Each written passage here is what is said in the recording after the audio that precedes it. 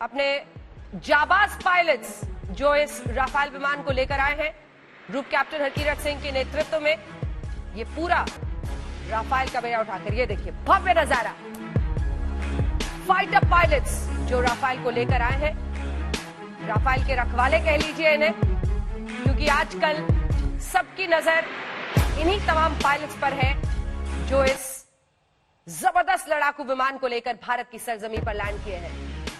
ये तस्वीर हर किसी के लिए रोमांचक। कौन होगा वो भारतीय जिसका सीना गर्व से नहीं, खुशी से नहीं फूलता होगा इन तस्वीरों को देखकर, जब आप अपने फाइटर पायलट्स को देखते हैं राफेल के साथ। चलिए अपनी बात पूरी कीजिए, लेकिन सुधांशु जी जिस फिल्म का डायलॉग आप बोल रहे हैं, उसी फिल्म में एक डायलॉग ये भी है प्रभु कि जिल्ले लाही कांटों को मुरझाने का खौफ नहीं होता। अब ये तो पहले ही हार चुके हैं, ऐसे निचले स्तर पर है, तो इनके लिए वहां से पत्थर उछालना तो आसान है, लेकिन सवाल पूछ रहे हैं।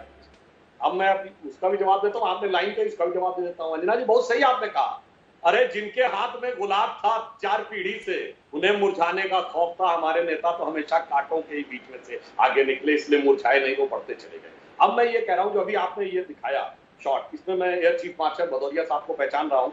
आपने कहा किसका सीना गर्व से नहीं पड़ जाएगा। बिल्कुल हर भारतीय को गर्व होगा, सिवाय उसके जिनको हाफिज में साहब नजर आता था, ओसामा में जी नजर आता था, जाकिर में शांति का मसीहा नजर आता था, अफजल में हारात का मारा नजर आता था, इशरत में बेटी नजर आती थी, और भारत का सैन्य कमांडर, सैन्य चीफ, सड़क छाप गुंडा नजर आता था। बस उनको गर्व नहीं होगा। मैं अपने पहले वाक्य पे जाता हूं, उनके अरमानों पर बिजली गिरी है। बाकी हर भारतीय गर्व से पूरी तरह प्रसन्न चित्त है कि आज हमारी शक्ति में और वृद्धि हो गई।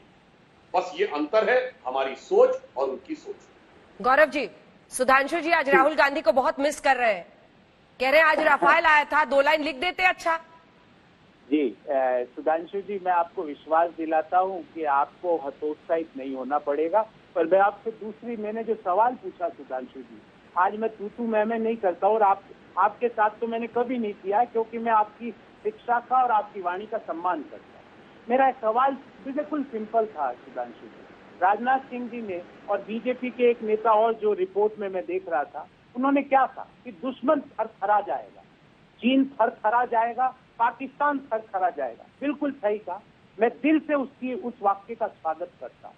तो सुधांशु जी, मेरा सवाल बिल्कुल छोटा सा है कि 126 से ज्यादा थरथराता कि 36 विमान जो आपने खरीदे उससे ज्यादा थरथराएगा? मेरा छोटा सा सवाल है सुधांशु जी। दिल्ली लाई, मुगले आजम, मेरे को पता आपको बहुत डायलॉग आते हैं, तो मुझे उससे डायलॉग नहीं आते सुधांशु जी। मेरे को तो सीधी बात पूछनी आती है कि 136 से ज्यादा थरथराता 126 से कि 36 से ज्यादा थरथरा जाएगा, ये बता दीजिए। ठीक है सुधांशु जी, सीधा सवाल है, सीधा जवाब। बिल्कुल सीधा जवाब। इन्होंने 126 का कॉन्ट्रैक्ट किया, मगर अंतर जानते क्या था? वो 126 खरीद नहीं थी, वो ज्वाइंट मैन्युफैक्चरिंग थी। जो ये कह रहे हैं ना, एचएएल के साथ मिलकर ज्वाइंट मैन्युफैक्चरिंग थी। और क्यों नहीं? मैन्युफैक्चरिंग में कितना समय लगता है एक जहाज को बनाने में? बताइए कोई भी प्रबुद्ध व्यक्ति, और आप तो पढ़े लिखे विद्वान प्रोफेसर हैं, 126 जहाजों की मैन्युफैक्चरिंग में कितने साल लगे? और क्यों नहीं हो पाया? जानते क्या था? मेन इंजन बनना था जसौल, बाकी जो अदर चीजें थी वो बननी थी यहां। अब प्रॉब्लम आई कि लायबिलिटी किस पे फिक्स हो? जसौल कंपनी का कहना था जब पूरा हम नहीं बना रहे तो हमारी लायबिलिटी कैसे?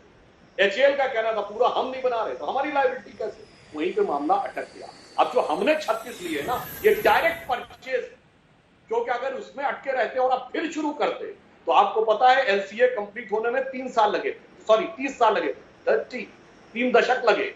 तो अगर हम आपकी प्रक्रिया पे चलते तो ये अगले 5 साल नहीं आ पाते, और ये 36 की पहली खिद्दे पाई है। वो ये थोड़ी कह रहा है कि 5 से 5 आनी शुरुआत हो गई। इसलिए 126 और 36 का अंतर है। वो ज्वाइंट मैन्युफैक्चरिंग था, ये डायरेक्ट परचेज है। ज्वाइंट मैन्युफैक्चरिंग की टेक्निकलिटीज में ही 10 साल मामला अटका रहा था, यहाँ direct purchase government to government हुई है, इसलिए मामला स्मूथली, क्विकली एंड फास्टली हो गया। गौरव वल्लभ जी। सुधांशु जी, मैं देश वाइज सवाल पूछूंगा और आपने कुछ चीजों का जिक्र किया, उसका जवाब भी दूंगा। 13 मार्च 2014 जब यूपीए 2 की सरकार थी देश में, एक work share agreement joint sign होता है हिंदुस्तान एरोनॉटिक्स लिमिटेड और दसॉल्ट एविएशन। आपको HAL पे इतना कम भरोसा क्यों है सुधांशु जी?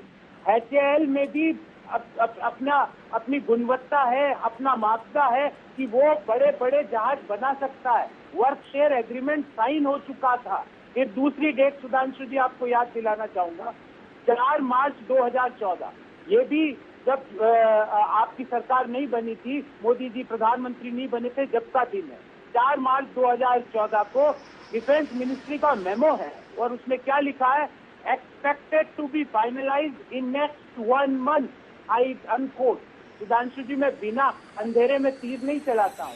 126 जहाज की जब जरूरत थी भारतीय वायुसेना को, उसने बार बार कहा कि हमें 7 बड़े स्क्वाड्रन चाहिए, आप 2 स्क्वाड्रन ही देना चाहते हो, ऐसा क्यों? मैं चाहता हूँ चीन इतना थरथरा जाए, इतना घबरा जाए, क्योंकि 5 से आज इतना घबरा गया होगा, मुझे पूरी उम्मीद है।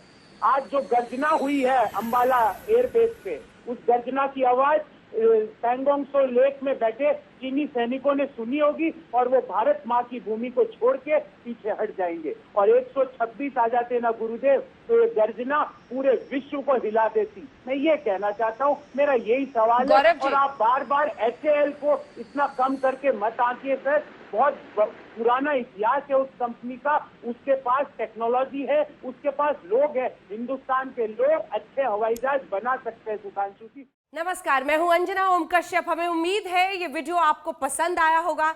लेटेस्ट खबरों के लिए यूं ही देखते रहिए आज तक, और इस वीडियो के पसंद आने पर लाइक, शेयर एंड सब्सक्राइब करना ना भूलें।